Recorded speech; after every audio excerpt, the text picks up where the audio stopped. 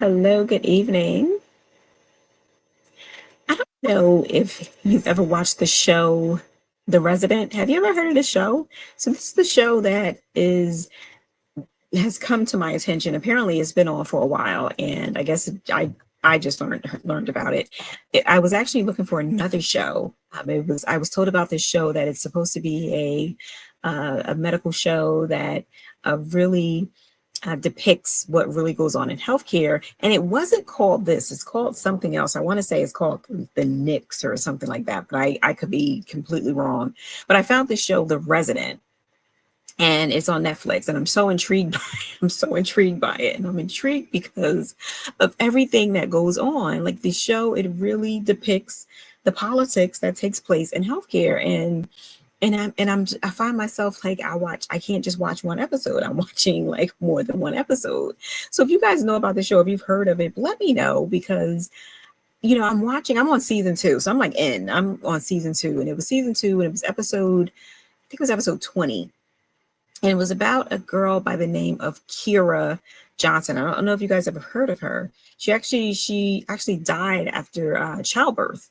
And she died in like 2016, and now her husband is like, it looks like he's an activist for women of color, especially who are going to give childbirth and making sure that they're not ignored. And just to highlight what I'm referring to, the episode just really talks about how this woman of color who had some complications after a C-section, her complications were ignored, and the resident, and I'm depicting the true story. I'm not really sure how it unfolded, but the way the episode depicted it was the resident went to the nurse, the resident went to the surgeon who did the C-section, and there was no sense of urgency behind this woman's pain, behind what she was going through, behind her decreased urine output.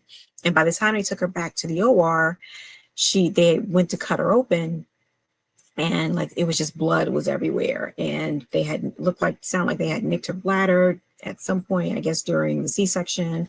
I say all this to say that it's really true how maternal health, I think there is something like I want to give some statistics. I want to say it's something like 4% of 4% of Black women when it comes to, and let me look it up. Hold on, because I had it in front of me. Say is they're 4 times more likely, is what I was trying to say. So they're 4 times more likely to die from pregnancy related complications and compared to other races. And that's concerning. Like that is very, very concerning. But it's unfortunate that this is the type of this is what happens in our healthcare system, and this is what happens in our industry, and this is why we have to be very, very educated on what's going on in healthcare. And this is why practices like DEI is important, even though there are studies that show, though we have DEI in place, there's still biases that occurs, hence my book, Confessions of a Nurse Executive, right? The conscious and unconscious bias in healthcare, because of things like this that occur. So not only does it occur to our patients, it also occurs to us when we're in leadership roles. And this is why it's important to have that diverse perspective in leadership roles when it comes to healthcare or any system, any industry, especially when it comes to healthcare, because if you do not have that diverse role in leadership, you do not get that diverse perspective. Hence, you're unable to provide that diverse care that the community needs. And for me, that was almost like a wake-up call for me. And dealing with the bias, dealing with the burnout. I know we've been talking a lot about burnout over these last 7 days. And the reason I've been doing that, going over burnout and talking about the symptoms of burnout, and I mentioned this, I think, very early on, or probably on day one, is because burnout was the driver behind everything that I do. And we all have a driver, and you have to identify what is your driver. And what is your driver behind why you do what you do?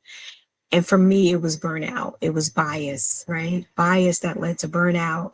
And like the two of to me are of the same, because what happens is you're constantly trying to prove yourself. You're constantly trying to, you're going to school, you're getting all of these degrees, you're getting these certifications. And maybe I'm talking about myself for here for a minute, but I know I'm not, because this is why, or one of the reasons why, and this is my opinion, that, Black women are, one of the most highest, they're the most educated, right? Because we're constantly, providing evidence as to why we deserve a seat at the table. And it's like eye-opening for me to realize that, why am I working so hard to have a degree to get to another to get to another role? Why am I working so hard? Why am I burning myself out? Why am I spending more time at this place than with my family? And when I have to say, when I started my business, and when I looked and saw how I can make what I was making in healthcare in less amount of time. So when I was making when I saw what I could make, what I made in healthcare in a year, and when I saw that in less than a year from my business, I was just like, we got it all wrong. Like, we did all the things, right? We do exactly what we're told to do. We go to school, we're told to go and we go into debt getting, financial education, right? Getting, financial assistance to go to school. We go into debt to do that. And then we come out with these student loans, and, we go into, we get, but we go and get this job, but that job, unless you get a job that is paying 100% of tuition reimbursement, which a lot of places don't do. So unless you have a job that's paying 100% reimbursement, you're coming out of school with that higher degree, getting that job that's not necessarily, the salary is not even really covering the amount of student loans that you have, right? Depending on the school that you went to. So I have to say, like, there has to be a wake-up call. You have to know what your wake-up call is, and you have to know when to choose you and when to say, like, this is not it.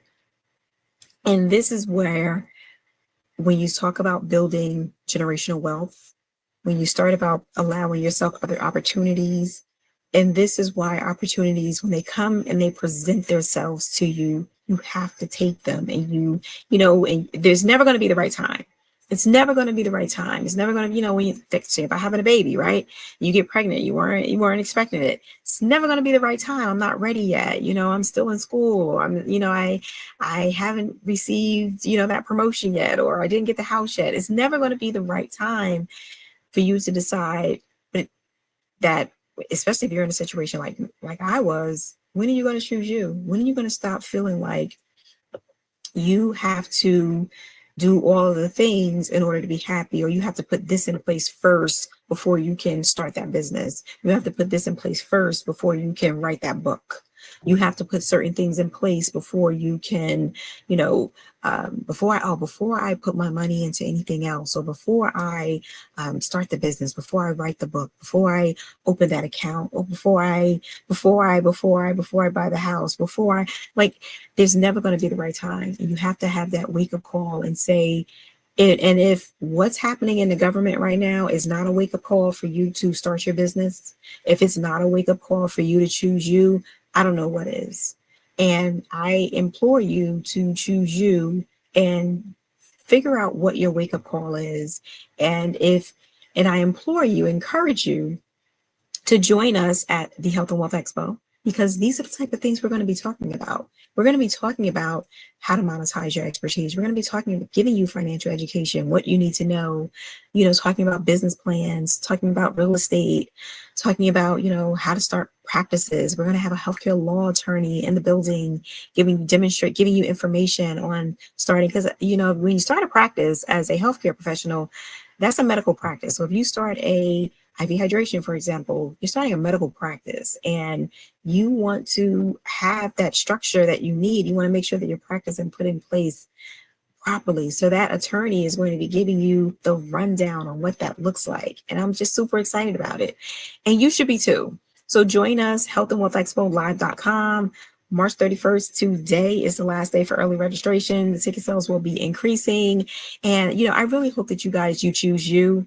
I really hope that you identify and just have your wake up call so that you can choose you and you can join us at the Health and Wealth Expo, because I want to see you in the building. And whether you attend one day, whether you attend both days, it's so worth it. Again, we're having the pitch competition so that, we can really help assist you with your business startup plan.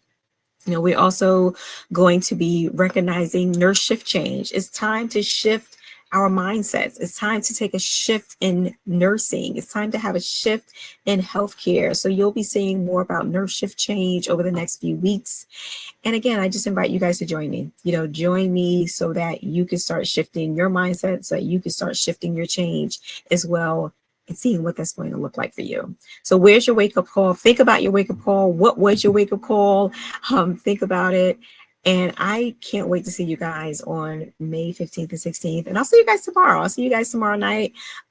Listen out for my podcast, Nurses with Voices, tomorrow's episode. We talk about a lot of leadership. I'm doing a leadership series right now, and there's going to be an upcoming series on DEI and nursing shifting change with DEI. So listen out for Nurses with Voices podcast, and we'll be talking all about that.